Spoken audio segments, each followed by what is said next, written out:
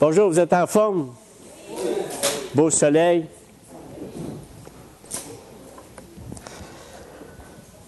Vous aussi. Moi aussi, je suis en forme.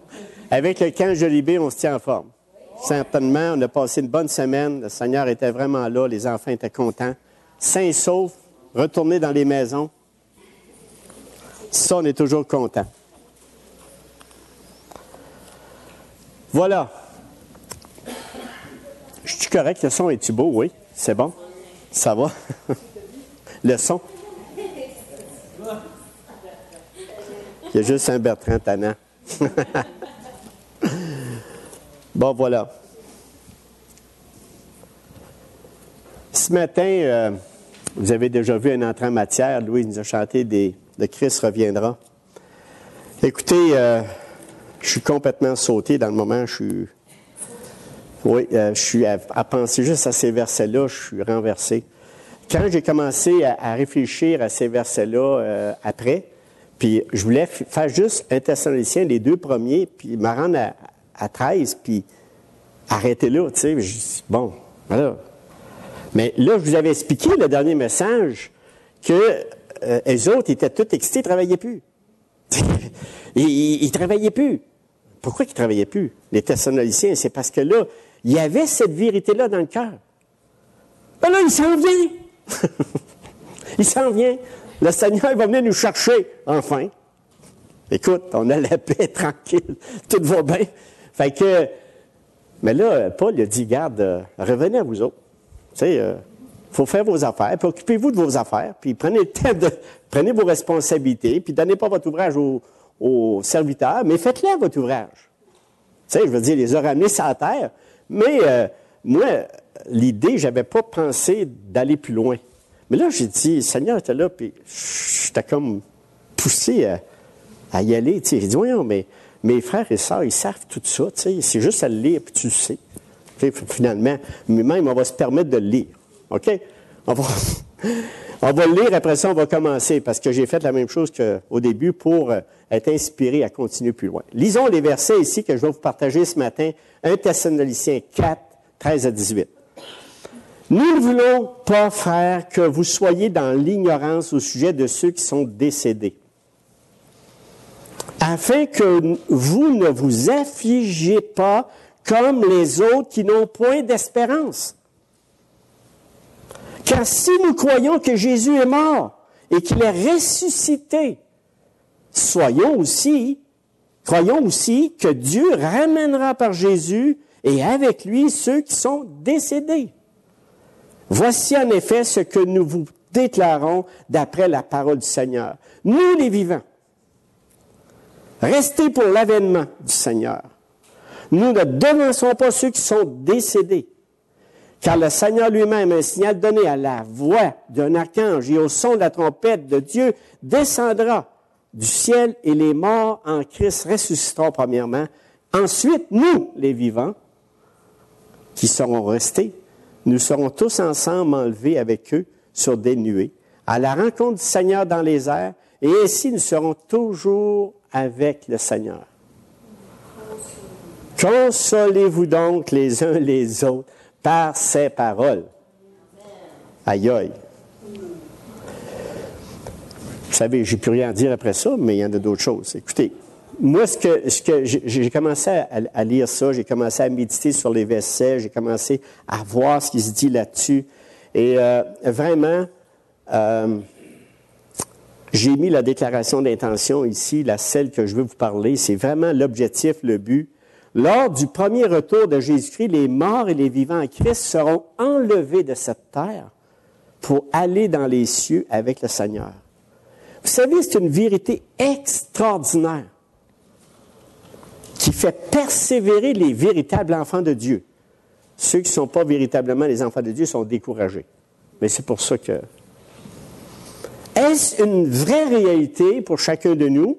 Est-ce que nous y croyons vraiment? Je me suis posé 2 questions, moi, pour y répondre. Puis, je vais vous dire, là, bien honnêtement, sur le coup, là, après avoir, à premier abord, j'ai dit, tu y crois-tu vraiment, Gérard? Puis, c'est après méditation, réflexion, et c'est ce que je vous partage ce matin, que j'ai amené la flamme. C'est pour ça que je vous dis, j'étais en feu, complètement en feu, parce que j'ai dit, ça n'a pas d'allure, ça n'a pas de sens comment le Seigneur nous aime. Ça n'a pas... Nous réserver une telle chose, enlever son Église. Hey, là, tu es là, tu dis, waouh. Mais avant de rentrer dans le vif du sujet, j'aimerais quand même vous rappeler quand même, pour ceux qui n'étaient pas là, comment est-ce que c'est arrivé, cette histoire-là, jusqu'à c'est rendu? Parce que il reste quand même que Paul, dans tout cela, avant de présenter ça aux Thessaloniciens, il y avait quelque chose avant, parce qu'il n'a pas dit ça dans les airs. Il y a eu une révélation de Dieu, oui. Il dit ça me vient directement de Dieu. Puis ça, je parlerai de ça tantôt. Mais il faut quand même savoir qu'est-ce que Paul a fait à Thessalonique. Vous en souvenez-vous?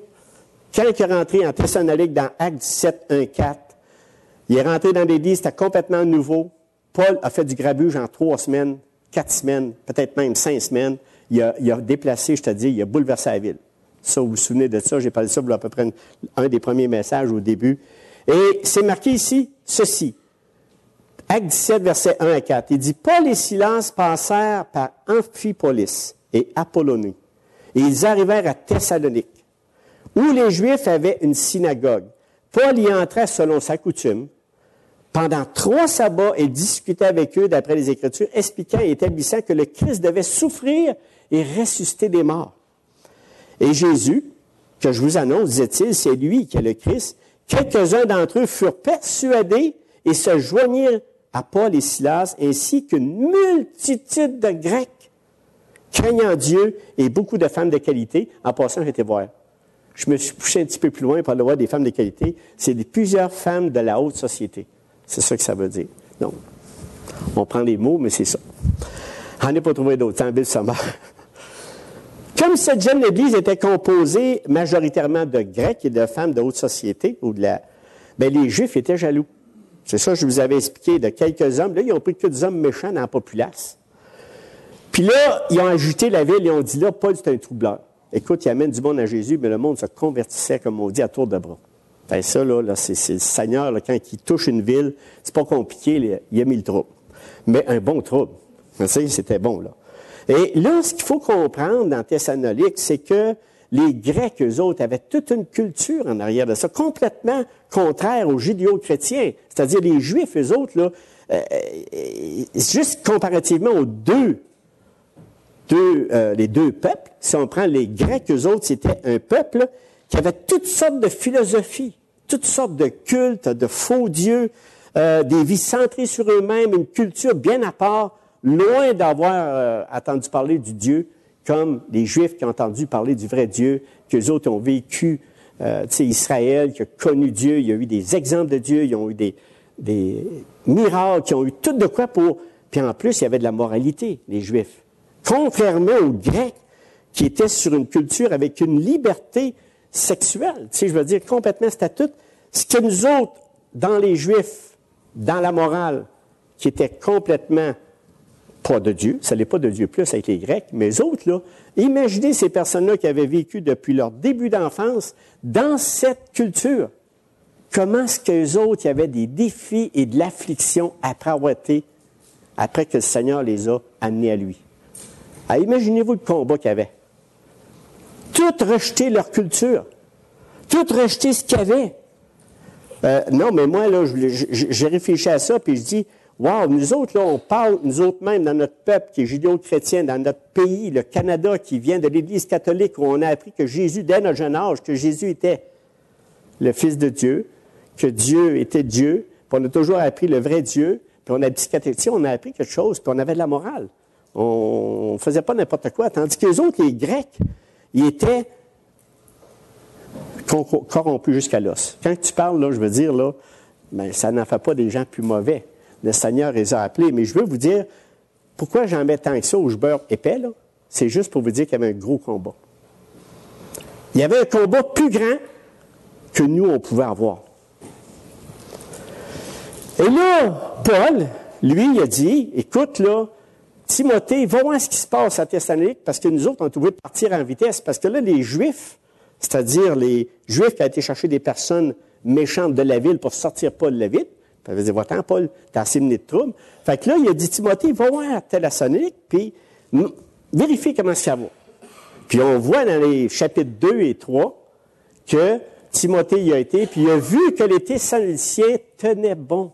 Ils étaient fermes dans l'amour fraternel, fermes dans la foi.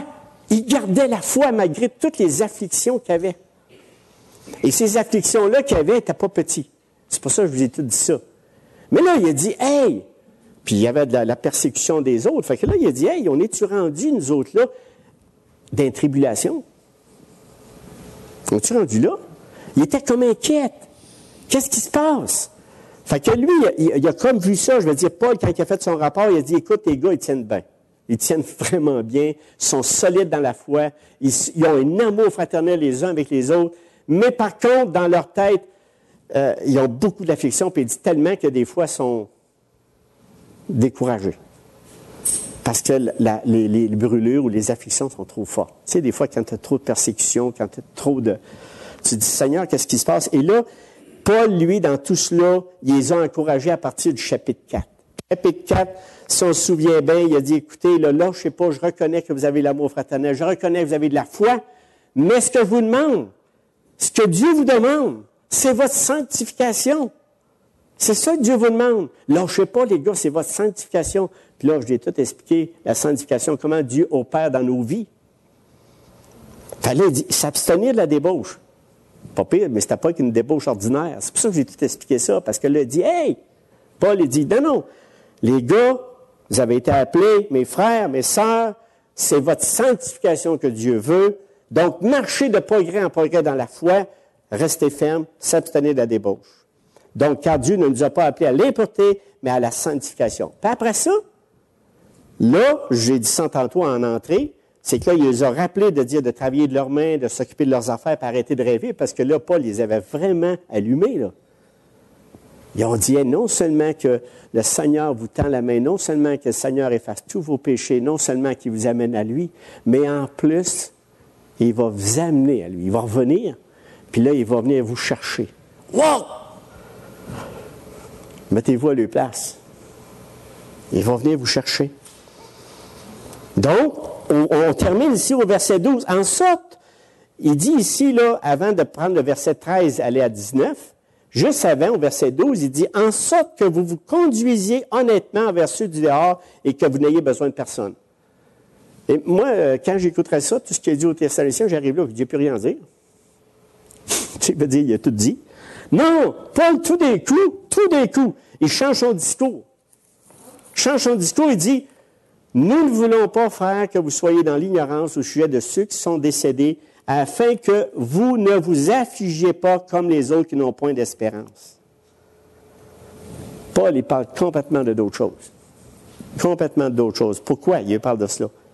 Pourquoi il vient de parler de la sanctification des croyants, l'amour fraternel, puis là, whoop, il parle de ça. Mais je vous l'ai répondu tantôt, c'est qu'eux autres, là, ils avaient la tête complètement, ils pensaient à ça, mais en même temps, par leur persécution, ils étaient comme, puis si on voit ça dans 1 Thessaloniciens 2, 14, 16, il dit, car vous, frères, vous êtes devenus les imitateurs des églises de Dieu qui sont en Jésus-Christ dans la Judée, parce que vous aussi, vous avez souffert de la part de vos compatriotes les mêmes maux qu'ils ont souffert de la part des Juifs, qui ont fait mourir le Seigneur Jésus et les prophètes, qui nous ont persécutés, qui ne plaisent point à Dieu et qui sont ennemis de tous les hommes, nous empêchant de parler aux païens pour qu'ils soient sauvés, en sorte qu'ils ne cessent de mettre le comble à leurs péchés.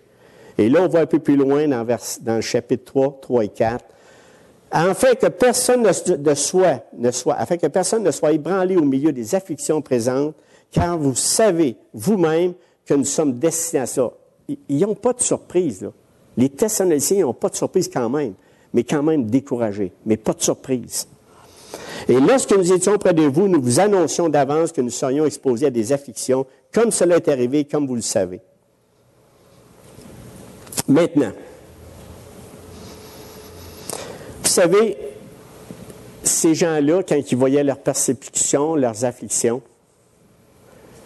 là, il dit, les tribulations sont arrivées. Là, qu'est-ce qui s'est passé? Qu'est-ce qu'on fait, nous autres, nos frères et sœurs qui sont morts ou mortes? Où est-ce qu'ils vont aller? Qu'est-ce qu'ils vont faire? C'était leur préoccupation. Puis vous savez, moi je pensais à ça, puis j'ai dit, je me mettais à la place des Thessaloniciens. Je me mettais à leur place, puis je me disais, je regardais ce qu'ils pouvaient vivre. Écoute, je ne l'ai pas vécu, mais je regardais ce qu'ils vivaient. Puis je me dis, il y avait le cœur gros, il y avait le cœur chagriné, parce que qu'est-ce qui se passe vraiment? Et là, Paul, il a voulu les rassurer, puis je pense justement, je veux vous partager ça pour que ça soit plus vivant, là. Vous savez, on parle de mort. Et où est-ce que la mort devient plus réelle? C'est vraiment avec nos proches. À part de ça, la mort, oui, nous touche. On regarde la nécrologie à tous les jours. Moi, savez-vous pourquoi je la regarde? Pour voir si je ne reverrai jamais, parce qu'il y en a que je n'ai jamais revu. Il y a des personnes qui disent, ah, je le connais, lui, ça fait 30 ans, 20 ans. Ah, il est parti.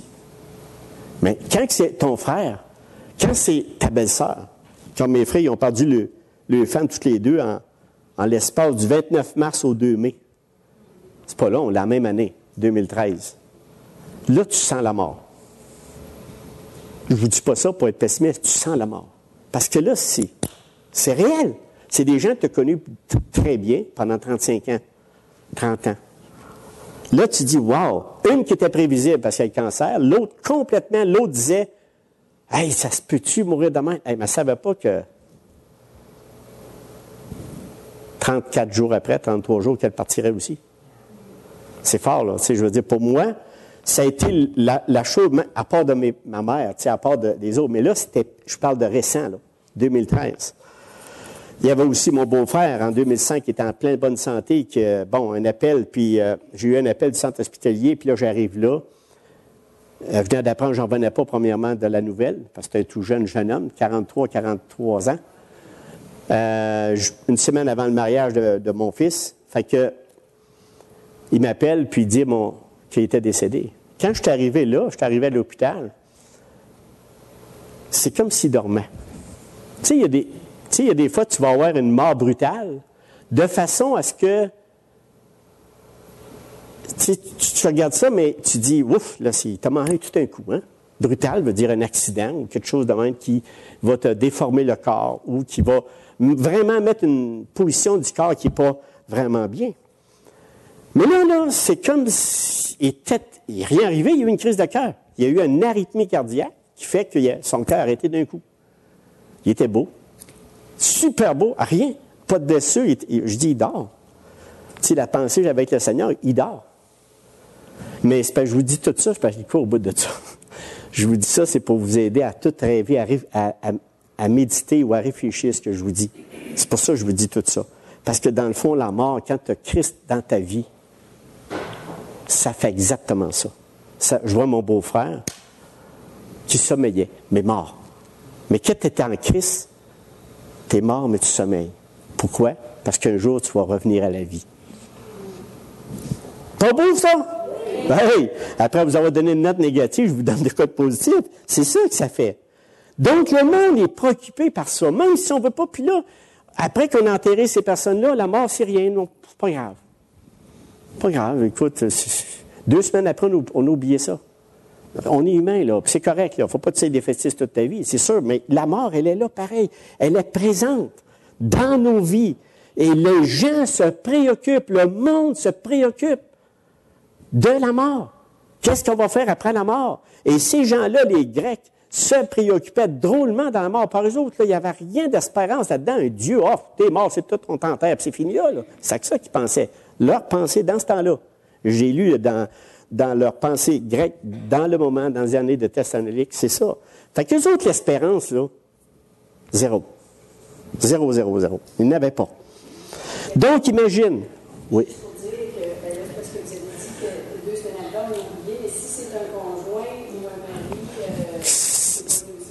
Ah non, ça, je m'excuse, je suis désolé, c'est tout à fait vrai. C'est 3 ans, 2 ans, 5 ans, ça dépend de la douleur et du rapprochement. Oui, donc mais je m'excuse énormément, mais merci de me rappeler ça. Non, je corrige et merci de me faire penser, j'apprécie, ma sœur. Parce que ce point-là que je veux dire, c'est parce que j'ai vu la réaction. Tu sais, je veux dire, même si c'était leur conjoint, il était encore là, mais je parle des gens du monde. Nous. Je ne parlais pas de mon frère, parce qu'ils vivent encore. Puis ça fait 3 ans de ça. Fait qu'ils vivent ça, pas eux autres. Les autres l'ont pas oublié, mais nous, on l'oublie. Nous, on oublie rapidement. C'est pas le même impact. Ça serait ma femme, c'est vrai, tu as raison, Louise. Mais je ne parlais pas de celui-là. Je parlais de la mort en général, qu'on vit, mais des fois, il est plus proche de nous, mais pas aussi proche. Mais en tout cas, ça va. On a bien placé ça, c'est correct. Merci de faire la nuance.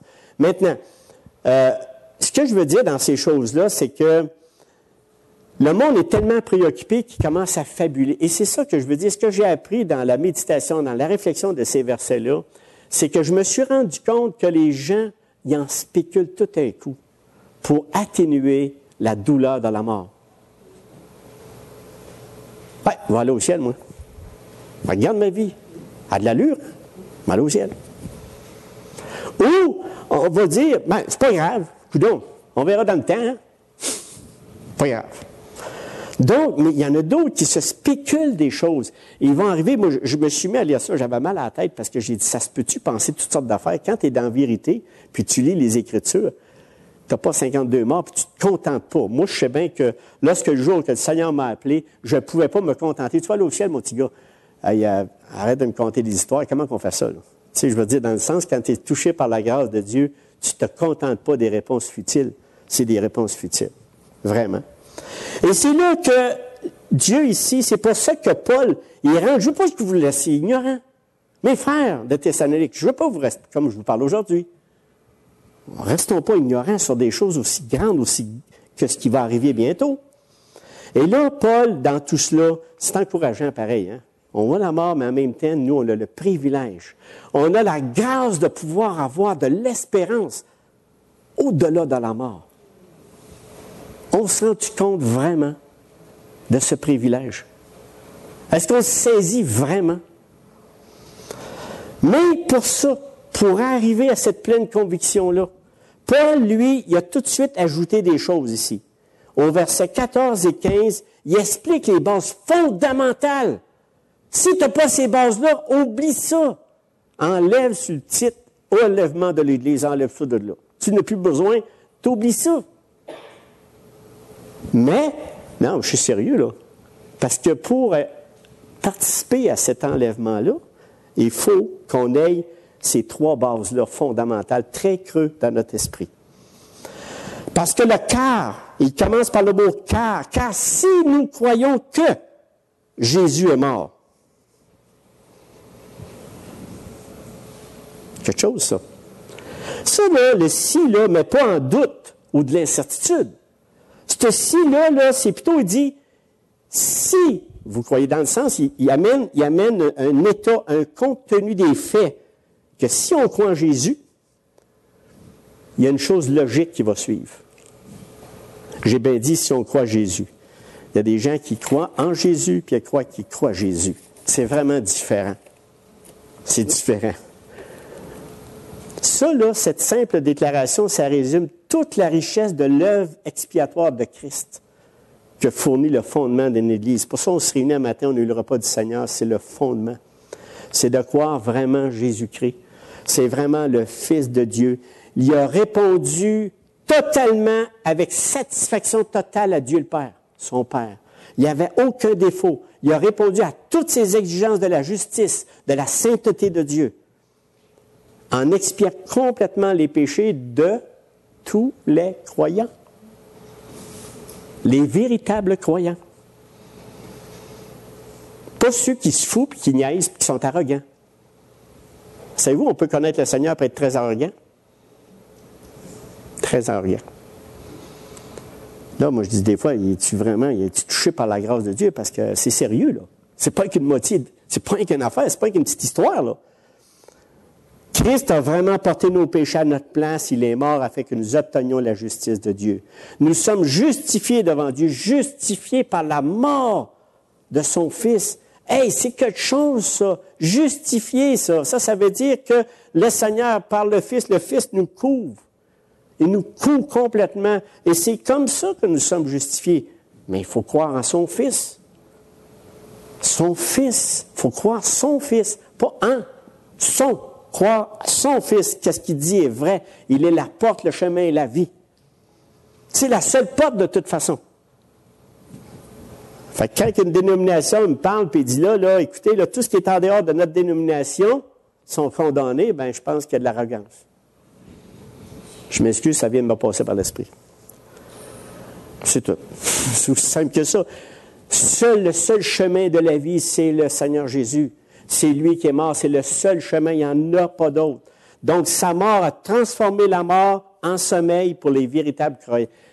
Je répète, sa mort a transformé la mort en sommeil pour les véritables croyants. C'est-tu beau, ça? C'est très encourageant. Oui, ça me fait de la peine. Perdre mon conjoint, c'est vrai. Mais j'ai dit, elle dort. Elle dort parce qu'elle est morte en Jésus-Christ.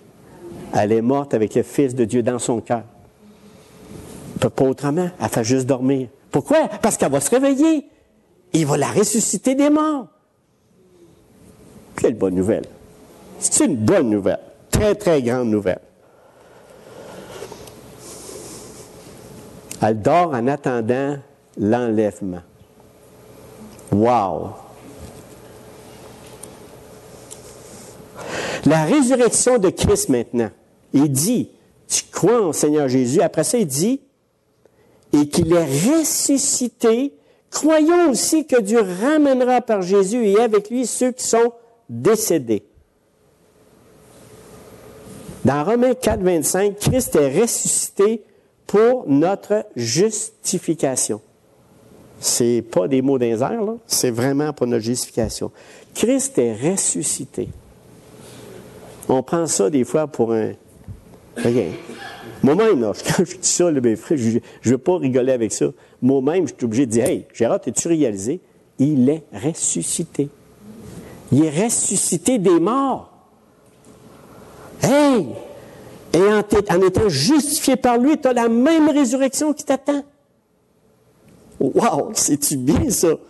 La résurrection de Christ prouve qu'il a vaincu le péché et la mort et qu'il est devenu la source de la vie de ressusciter pour chaque véritable croyant en Christ, le véritable enfant de Jésus-Christ. Dieu traitera ceux qui sont morts dans la foi en Jésus de la même manière qu'il a traité Jésus lui-même, à savoir en le ressuscitant.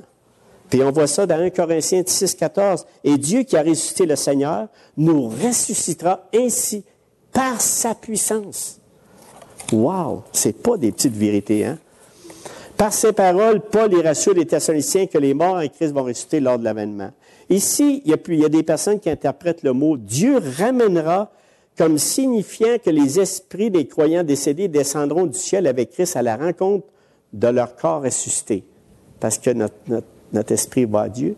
Puis quand il va venir à l'heure de l'enlèvement, ben, il va s'en venir. Puis il y en a qui disent, ben, les esprits des croyants décédés vont descendre avec Christ puisqu'ils sont rendus là. D'autres, ils voient la vérité selon laquelle, que lors de l'avènement, Dieu rassemblera tous les croyants, vivants et morts, au ciel avec Christ. Écoutez, le premier point de vue que je viens de vous donner, c'est vrai, là. Qu'est-ce que je veux vous dire? Je ne suis pas pour dire qu'il est sur la terre, il va descendre, mais il n'y a rien d'écrit pour ça. Vous comprenez? C'est ce que je veux dire, c'est que, mais où tu veux qu'il soit? Si on dit, l'Évangile dit clairement que l'Esprit retourne à Christ, c'est normal que s'il vient les ressusciter, ça va le suivre. Hein? Nous, il ne peut pas être rendu, on est là encore, vivant. Mais de toute façon, c'est pas important. Il va tout régler ça. Ça ne doit pas être une pierre d'achoppement pour nous. Ce que le passage n'enseigne pas ici, c'est que les esprits des croyants décédés reviendront aussitôt sur la terre avec Christ pour établir leur royaume millénaire. Et ça, quand le Seigneur a parlé de ça, qui a fait une allusion qui n'est pas réellement précise, c'est quand il a dit dans Jean 4, Jean 14, 1 à 3, qui a dit ceci, « Que votre cœur ne se trouble point. Croyez en Dieu. » Ça, c'est le Seigneur Jésus qui disait ça. « Et croyez en moi. Il y a plusieurs demeures dans la maison de mon Père. Si cela n'était pas, je vous l'aurais dit. Je vais vous préparer une place. Et lorsque je m'en serai allé, et je vous aurai préparé une place, je reviendrai. Et je vous prendrai avec moi afin que là où je suis, vous y soyez aussi. » C'est la place où Jésus a parlé vraiment qu'il viendrait chercher ses enfants, son Église. Il viendrait chercher son Église. Donc, on peut faire des parallèles, mais en même temps, on ne va pas non faire de la spéculation. Je veux m'en tenir à la vérité. Et la vérité, Paul l'a très bien dit. C'est une inspiration que Dieu lui a donnée pour écrire ça dans le livre. C'est pas une contradiction. Au contraire, si on regarde toutes les Écritures et on analyse, j'ai pris des heures pour le regarder, j'ai pris du temps, là. Puis quand tu analyses ça, tu as peut-être une conviction, on ne peut pas tout passer ça au travers, là. Mais il n'y a aucun doute qu'il y a un enlèvement. Il n'y a aucun doute. Puis elle va se faire, pour moi, avant les tribulations. Mais je ne veux pas vivre les tribulations. Ça vous tente-tu? Moi, ça ne me tente pas, là. Pas avec ce que j'ai lu dans la Bible. Avec tout ce qui va y arriver sur la terre. Ça ne me tente pas du tout. Donc, ici, espérer en quelque chose, nous devons croire. Puis j'ai une petite histoire à vous raconter qui est trop bonne. C'est peut-être bien banal. Vous allez dire, Gérard, ce qui te sort un matin, il dit, ça ne fait pas du bien, le soleil du camp Jolibé. Mais on en a aussi, puis on en a ici. Mais c'est pas une histoire, il faut que je vous raconte par rapport à la foi. Puis c'est tellement, j'ai dit, fou. Je fais une chose, c'est que vendredi soir, on a toujours notre fameux Reiki. Hein? Tu connais ça, toi, Reiki, Louise? Le Reiki, ça, c'est un petit rondelle, une petite capsule de combien? Ça peut être un bouchon de peau. Puis là, le Reiki se promène, puis là, il faut le mettre sans que l'autre s'en rende compte dans ses poches. Ça, c'est les campeurs qui font ça. On met le Reiki. Puis là, le matin, on commence le matin, puis le soir, ça peut être des capsules. Il ne faut pas que l'autre s'en rende compte. S'il s'en rend compte, il faut que tu lui redonnes. Fait que l'autre, quand il se rend compte que le fameux Reiki, il donne à l'autre. Il essaie de donner un autre. Fait que là, vendredi soir, Paul s'est rendu compte, il rentre, Paul, le directeur général, il rentre dans la cuisine, il l'avait encore quand il est arrivé le Reiki. Mais, vous savez, nous autres, on a des conséquences quand on a le Reiki. C'est une roulette de conséquences. Puis cette roulette-là de conséquences, c'est déclaration d'amour, mange-moi ça, toi dans le lac, fais la vaisselle, chante une chanson, et chanceux, tu t'en sauves. Le chanceux, tu t'en sauves, il y avait vrai deux clous. C'est une grande roulette, là. C'est une grande roulette. 2 clous. C'est pour te près que tu es chanceux, là, quand tu pognes ça, là. Tu es vraiment chanceux. Fait que là, mon Paul, il tire la roulette, il tombe dedans. Là, mais attendez une minute. Là, ils ont dit, c'est vendredi, Paul. Là, les enfants étaient tous déçus, hein. Parce que lui, il voulait avoir une conséquence pour Reiki. Fait que, ils étaient tous déçus. Fait qu'ils ont dit, c'est vendredi, tu retournes une autre fois. Tu retournes la roulette une autre fois, c'est ça, la punition. Mon Paul, il retire ça. Il retombe dedans. Écoutez, non, mais complètement, on n'a jamais vu ça. Moi, j'ai pas vu ça, mon camp. Puis même Eric, il dit, j'ai jamais vu ça quand on tombe à 2 places en même temps sur les 2 petits clous. Et là, mon Paul il dit, tu t'en sauves complètement. Et là, un enfant était tout estomaqué, il le regarde et dit, c'est truqué ça, c'est pas vrai ça. Non, mais c'est pour ça que je vais enrichir cette chose-là. Le jeune, il ne croyait pas. Il dit, on a truqué la patente. Fait que là, Eric, il répond du tac au tac. Il dit, OK. Il dit, tu veux-tu la tourner? Oui! En blanc Dieu, écoute, moi, m'a vérifié ça. Moi, si c'est truqué. Il passe ça, mais il tombe dedans. Il n'a pas le chanceux, là. Lui, il est tombé sur une conséquence. Là, il était bien déçu. Je voulais juste vous dire que faut croire des choses, des fois, sans... On aurait voulu faire ça, puis on n'aurait pas été capable. Puis Paul, il n'y a pas, mais c'est pour dire que le jeune homme n'a pas cru. Souvent, quand on parle de l'enlèvement, peut-être que mon exemple est piète un peu, mais des fois, on regarde ça, c'est-tu possible qu'une chose peut arriver? Les probabilités étaient minimes pour Paul. Mais les probabilités ici, dans l'Écriture, est plus que... C'est pas minime, là. C'est réel. Et souvent, des fois, on va voir des réactions, on dit, voyons donc, qu'est-ce que tu vas faire avec ça, l'enlèvement? Comment un Dieu peut faire ça? Comment un Dieu peut faire ça? Aïe, aïe, aïe. Tu sais, je veux dire, faut se souvenir du déluge, et puis il faut se souvenir, puis ça, on va en parler justement, puis on va le lire parce que c'est très important. Donc, je voulais juste vous dire ça, là, je veux sauter à l'autre étape, qui était vraiment la révélation de Christ, elle est réelle à Paul, et Paul nous l'a transmis. Il n'y avait rien de plus, mais quand tu regardes les Écritures, j'en suis tellement convaincu. Maintenant, qui va participer à cet événement-là? Les événements, c'est nous les vivants, restés pour l'avènement du Seigneur. Nous ne devancerons pas ceux qui sont décédés. Hein? Fait que ça, on l'a tout lu. Avez-vous remarqué qu'il a dit « nous » ? Nous. Paul n'a pas dit « vous ». Il a dit nous. Qu'est-ce qu'il pensait, Paul, dans sa tête? Il pensait que ça viendrait même dans son temps.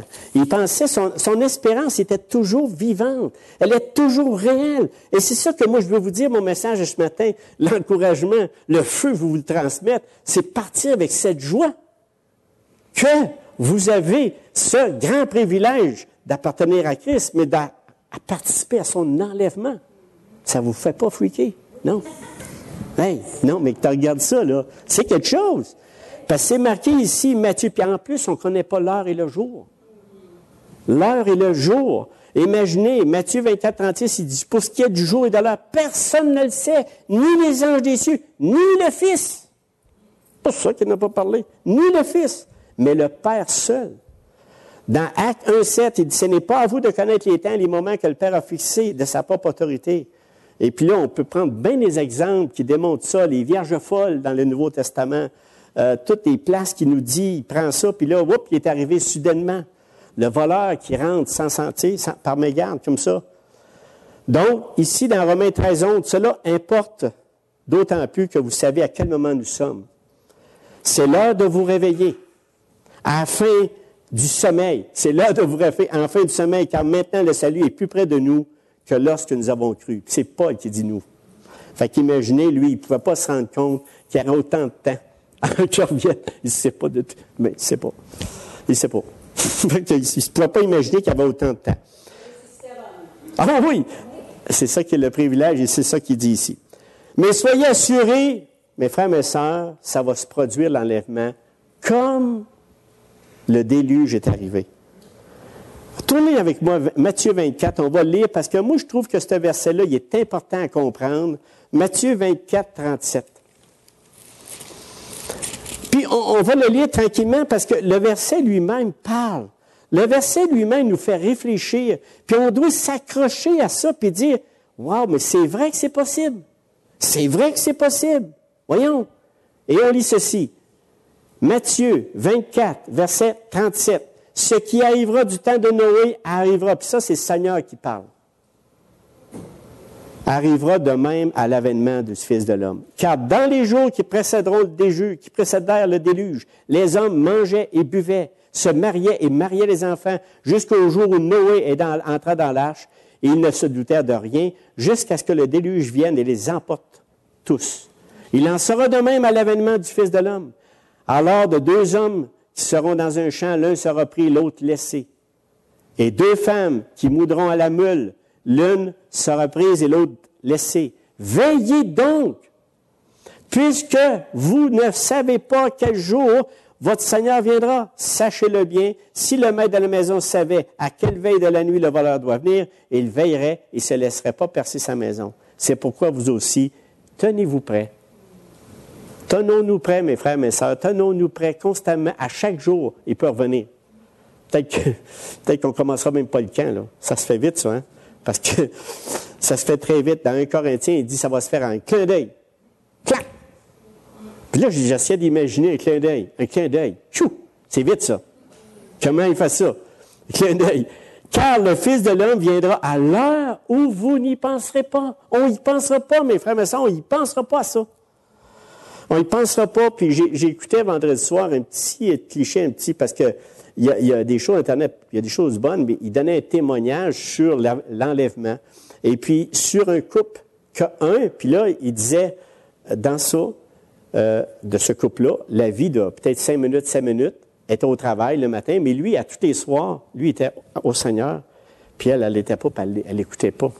Elle n'écoutait pas, elle l'écoutait, là. Elle était fine, elle l'écoutait, mais en même temps, elle ne croyait pas. Puis là, il parlait de l'enlèvement. Hey, il dit, tu sais pas ce que j'ai appris? Il dit, j'ai vu ça, il dit, j'ai parlé de l'enlèvement, puis le Seigneur, il dit, il va revenir n'importe quel temps. Non, c'était comme, bon, on en dit. Mais c'est parce que, il montrait dans le film qu'il a disparu d'un coup. Il était là, il n'était plus là. Puis là, elle s'est rendue compte, tout est vrai. Mais vous savez que le jour où ça va arriver, c'est ce que ça va faire. Et vous savez, je pensais à toutes sortes d'affaires. Moi, je suis en train de conduire mon auto. D'un coup, j'espère que ma femme va partir toutes les deux. Il ne faut pas avoir de passagers. Il ne faut pas avoir de passagers. Il ne faut pas avoir de passagers pendant tout, parce que nous autres, là, tu cliques, tu pars. D'un coup d'œil, clin d'œil, pif. Mais là, j'ai commencé à imaginer d'autres scénarios. Là, je me suis arrêté. Non. 2 pilotes d'avion qui sont au Seigneur, qu'est-ce que tu penses qui va arriver? Ils partent, clic. Non. Il y a une loi aux États-Unis, tu n'as pas le droit d'avoir 2 pilotes chrétiens dans le même avion. Ben, ça. Une loi américaine. Ben, vois-tu, ça, je suis réconforté parce qu'imagine les 2 qui sont là au Seigneur, les 2 partent. Puis là.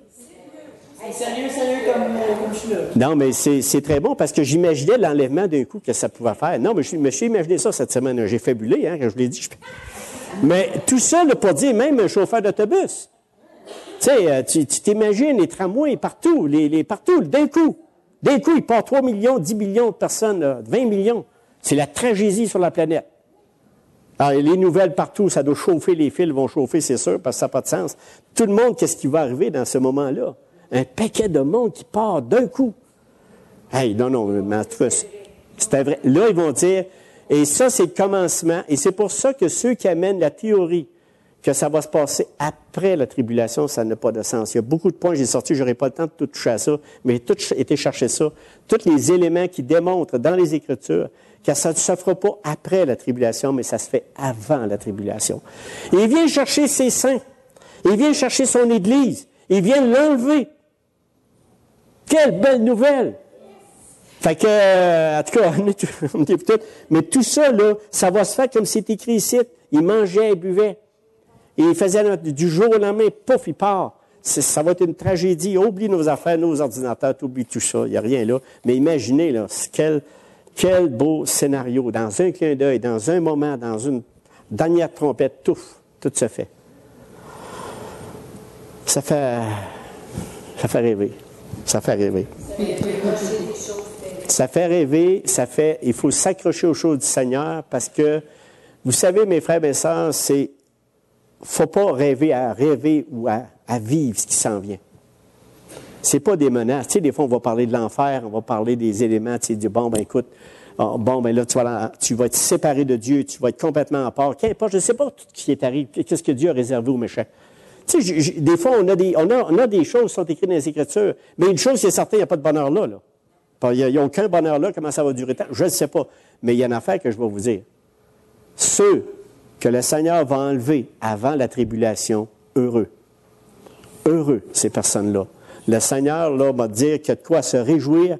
Il y a de quoi vraiment dire, Seigneur, continue à me garder saint. Continue à rester irréprochable. Seulement Dieu peut nous garder de même, il n'y en a pas d'autre. Mais si on reste près des Écritures, si on reste près dans la parole de Dieu, puis on la médite, puis on la réfléchit, soyez pas inquiets, ça va faire ce qui est écrit dans Philippiens 1:20. Christ sera glorifié dans mon corps avec une pleine assurance, soit par ma vie, soit par ma mort. Qu'on meure ou qu'on vit, on va être glorifié en Christ. Vraiment, dans cet événement-là. Tous les véritables chrétiens vont participer à cette... Ah, c'est-tu beau, ça? L'enlèvement. C'est vraiment une très grande espérance. Et le plan de l'événement, de l'enlèvement, écoute, c'est quand le Seigneur a un signal donné, ça se parle par lui-même, à la voix d'un archange, descendra, et les morts en Christ ressusciteront premièrement, et ensuite nous les vivants qui serons restés, nous serons tous ensemble enlevés avec des nuées, sur des nuées, à la rencontre du Seigneur dans les airs, et nous serons toujours avec le Seigneur. Consolez-vous.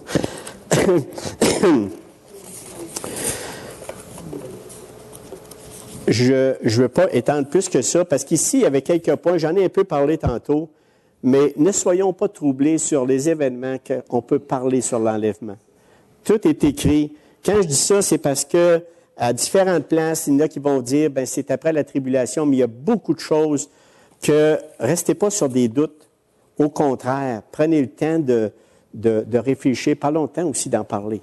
Parce que souvent, des fois, on fait des travaux, on fait du travail, puis après ça, on tourne sur d'autres sujets. On s'en va sur d'autres sujets. Le Seigneur nous amène, dans toutes les Écritures. Puis là, des fois, l'enlèvement, on peut reparler de ça peut-être dans 5 ans. C'est pas important, mais des fois, on peut être troublé par un écrit. J'ai vu un article à un moment donné, j'en revenais pas. Je cherchais certains éléments sur l'enlèvement. Puis, j'ai tombé sur une page qui démolissait l'enlèvement. Ça, il y en a. Lui, là, il ne croyait pas du tout. Pas du tout. Lui, il ne croyait pas, puis il avait beau les Écritures. Au contraire, il cherchait des Écritures dans la Bible pour démontrer que Paul, là, il était éliminé. Mais ça, il ne faut pas être troublé avec ça. J'ai lu un petit bout, là, puis il n'y avait rien de concret. Rien d'intéressant. J'avais même pas le goût de lire tout. Tu comprends? Il n'y a rien de concret. Il parle pour rien dire. Il parle de quelqu'un qui parle pour rien dire. Tu lis ça, mais ça ne dit rien. Fait que si tu connais moindrement les Écritures, tu t'aperçois qu'il parle pour rien. Tu sais, il dit des choses, mais dans le fond, des fois, il s'accroche après ça, quelqu'un s'accroche à ça, puis il dit, oui, mais il n'y a pas d'enlèvement. Hey, réveille, là, parce que si tu fais une étude bien claire dans les Écritures, c'est clair qu'il y a un enlèvement. C'est clair que le Seigneur va chercher son Église. Pas compliqué, à moins d'être bien tordu. Il va finir son Église. Mais, je vais vous dire ce matin, c'est une des grandes nouvelles qui m'a vraiment... Je vais vous donner 2, 3, juste pour finir, là, des choses comme l'enlèvement, ce qui se passe, puis lors de l'avènement. Il y a un parallèle avec ça. Lors de l'enlèvement, Christ va rassembler les siens. C'est Christ lui-même qui rassemble les siens. Lors de l'avènement, après tribulation, ce sont les anges qui vont rassembler. C'est les autres, c'est pas Christ, c'est Christ lui-même qui le fait en premier. La résurrection, lors de l'enlèvement, c'est un événement important. Lors de l'avènement, pas de résurrection, on ne parle pas de ça. Ça va chauffer sa terre. Ça va chauffer. C'est nous autres. Christ viendra récompenser. Ça, c'est l'enlèvement. Il vient récompenser les croyants. Ceux qui sont dans la foi. Ceux qui sont fermes. Ceux qui sont solides. Ceux qui persévèrent. Ceux qui mettent leur espérance. Tandis qu'à l'avènement, Christ il vient juger la terre. C'est pas la même affaire pantoute. Lors de l'enlèvement, le Seigneur enlèvera les vrais croyants de la terre. En tout cas, ceux qui partent, là, si je ne pars pas, là, il y a d'autres choses qui m'attendent. Je ne vais pas dire qu'il est fini, mais il y a d'autres choses qui vont être différentes. Il y a des personnes, là, si tu restes à la terre, c'est parce qu'il y a d'autres choses que Dieu te va faire vivre. Ça ne veut pas dire que tu es fini de ces tribulations. Tandis que l'avènement, il enlèvera les incroyants. À l'enlèvement, les incroyants demeurent sur la terre. À l'enlèvement, parce que les incroyants ne monteront pas, ils restent ici. Puis aussi, à l'avènement, les croyants resteront sur la terre. Puis, dans l'enlèvement, ça ne mentionne pas qu'il vient établir son royaume de Christ. C'est à l'avènement qu'il vient établir son royaume. Vous comprenez? C'est tous des parallèles qui font que les Écritures, je n'ai pas parlé d'aucune Écriture. Mais ça vous démontre facilement, quand tu fais une recherche claire, précise avec les Écritures, l'enlèvement va avoir lieu. Et je vais terminer avec le dernier verset. Consolez. Consolons-nous.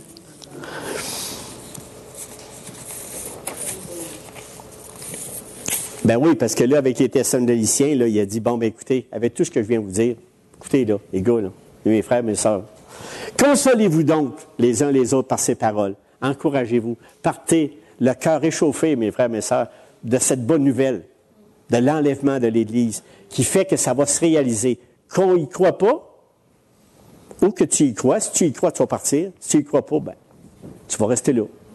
Fait qu'il n'y a pas plus grave que ça, mais ça va arriver. Le Seigneur l'a dit, la parole de Dieu l'a dit, ça va fonctionner. On va prier, conclure ce temps-là de partage et que soyez bénis par cette parole, mes frères, mes sœurs, ce matin. Seigneur Dieu, merci. Merci beaucoup pour cette parole réconfortante. Nous subissons des afflictions, des persécutions. On ridiculise ton nom. On bafoue ton nom. On a de l'arrogance envers ton nom. Et Seigneur Dieu, tu as une miséricorde, un amour pour nous qui dépasse tout entendement. Tout entendement, il n'y en a pas. On ne peut rien dire. Tout ce qu'on peut saisir et comprendre, c'était un Dieu d'amour à celui qui remet sa confiance en toi, celui qui remet toute sa vie en toi, celui qui croit vraiment que tu es l'alpha, l'oméga, tu es toute la puissance de la terre. Seigneur Dieu, viens au secours de notre incrédulité si on a des doutes, puis renforce notre foi, Seigneur, afin qu'on puisse être vraiment dans ce moment de l'enlèvement qui, toi seul, sais quand. Et Seigneur, nous attendons ça avec, pas impatience, mais avec joie, parce que si on est impatient, on va manquer notre coup, mais on attend ça avec joie, on attend ça avec pleine, comment dirais ça donc, une anticipation totale de toi, de dire, Seigneur, comment on dit quelqu'un, un petit enfant qui veut vraiment, Seigneur, on se réjouit. On a hâte. On a hâte vraiment d'être tous ensemble dans les nuées Et Seigneur Dieu, on va être toujours avec toi. Merci pour tout, au nom de ton saint puissant Fils Jésus. Amen.